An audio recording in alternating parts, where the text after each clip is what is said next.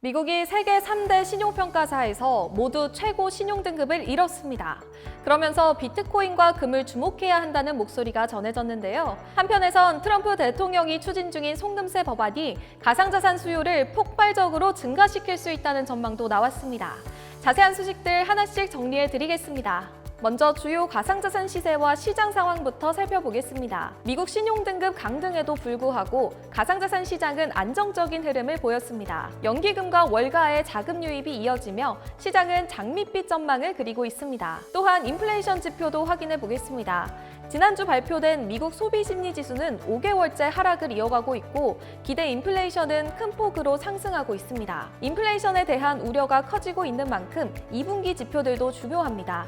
저희와 함께 계속해서 확인해 보시죠. 이어서 시장 주요 뉴스를 전해드립니다. 글로벌 신용평가사 무디스가 미국의 국가 신용등급을 AA에서 AA1으로 강등했습니다. 이로써 미국은 2011년 S&P, 2023년 피치에 이어 무디스까지 세계 3대 신용평가사에서 최고 신용등급을 잃게 됐습니다. 무디스가 밝힌 강등 이유는 미국의 막대한 재정적자와 부채 문제입니다. 미국 정부는 2001년 이후 매년 재정적자를 기록해 왔는데요. 지금까지 미국 국가부채는 지난 15일 기준 약 36조 2,200억 달러로 우리 돈 5경 708조 원에 달합니다. 이 규모가 어느 정도 되는지 살펴보면 작년 우리나라 예산의 77년치에 해당하는 큰 빚을 진 셈인데요. 시가총액이 336조 원 정도 되는 삼성전자 150개를 합쳐도 감당이 안 되는 수준입니다. 무디스의 발표 후 미국 국채금리가 상승하는 등 미국 경제 불확실성이 커지고 있습니다. 트럼프 대통령과 행정부는 연준의 금리 인하를 압박하고 나섰고 이번 강등 책임을 바이든 행정부에 돌리고 있는 모양새입니다. 미국이 국가 신용등급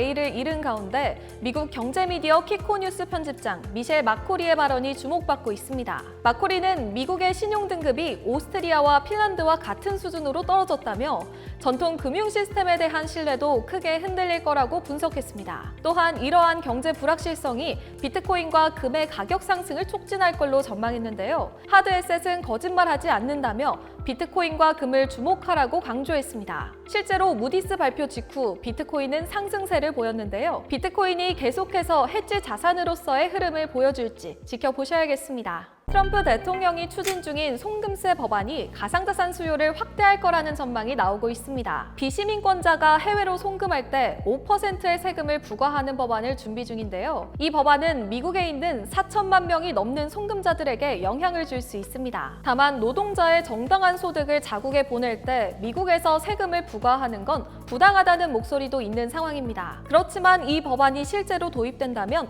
송금자들은 달러가 아닌 세금에서 자유로운 가상자산으로 송금할 가능성이 높다는 전망이 나오고 있는데요. 4천만 명이 넘는 송금자들이 가상자산을 통한 송금으로 전환하게 된다면 일종의 규제 회피 수단으로서 가상자산 수요가 크게 증가할 수 있겠습니다. 오늘의 리얼타임 빗썸은 여기까지입니다.